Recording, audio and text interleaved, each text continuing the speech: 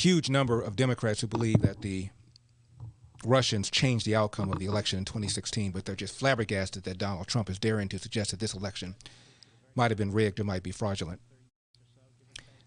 No matter what the Russians may have done, I say to my friends who are listening to the program, the Democrats, no matter what the Russians have done or the Chinese have done or the Iranians have done, and clearly they've all have tried to interfere with our elections, it pales in comparison to the interference, and I put that in quotes, by the mainstream media that you guys gobble up. And this is standard. I'm old enough to remember in the 2008 election, Senator Barack Obama challenges Hillary Clinton, who was supposed to be getting the nomination. She was the presumptive favorite to getting the nomination. And here comes this whippersnapper named Barack Obama. And there were several prominent black politicians who did not support him and felt that he didn't have a ghost of a chance winning. So here he comes, and now he catches Hillary, and it appears that this guy may very well get the nomination. But all of a sudden there is a bombshell story, and I mean bombshell story. And the definition of a bombshell story is a story that only Fox News cares about. And it was about this crazy reverend that this man named Barack Obama had, and his name is Rev Jeremiah Wright. And Fox News started talking about it, Hannity started talking about it, but the rest of the media began ignoring it. And then after videotapes of some of Rev Jeremiah Wright's sermons came out, the media couldn't no longer ignore it. I mean, here you have a guy saying, essentially, that 2001, 9/11 was because of us. He compared the slaughter of innocent black men, women, and children in South Africa to Harry Truman deciding to drop the bomb on Hiroshima and Nagasaki.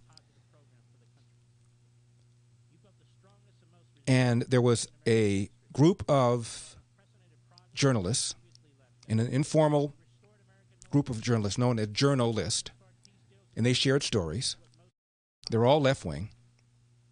And when this story broke, we have actual written communications between various reporters saying, what are we going to do about this story?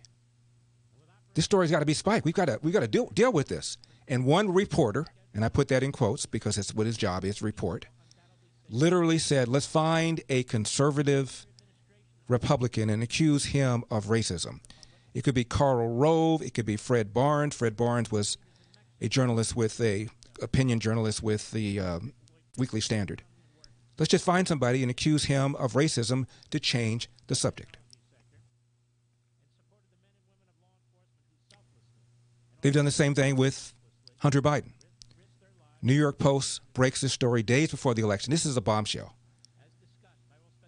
And it isn't because Hunter Biden did anything illegal necessarily.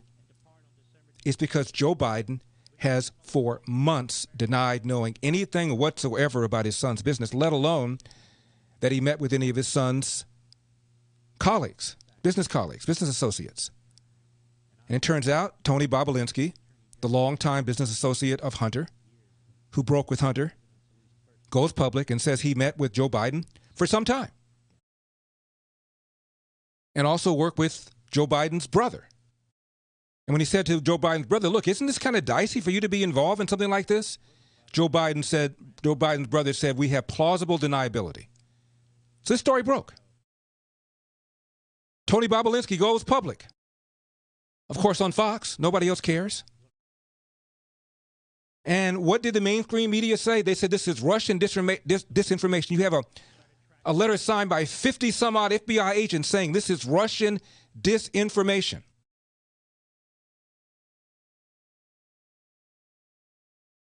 The head of the National Intelligence Director puts out a statement and says this is not disinformation. This is a laptop that Hunter Biden left at a computer shop. Don't ask me why he left it. Don't ask me why he left it over 90 days so that it reverted to the ownership of the owner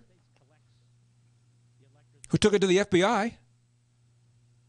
This is not Russian disinformation, he said. It didn't matter. You have the CEO of Twitter suppressing the story, admitting he suppressed the story.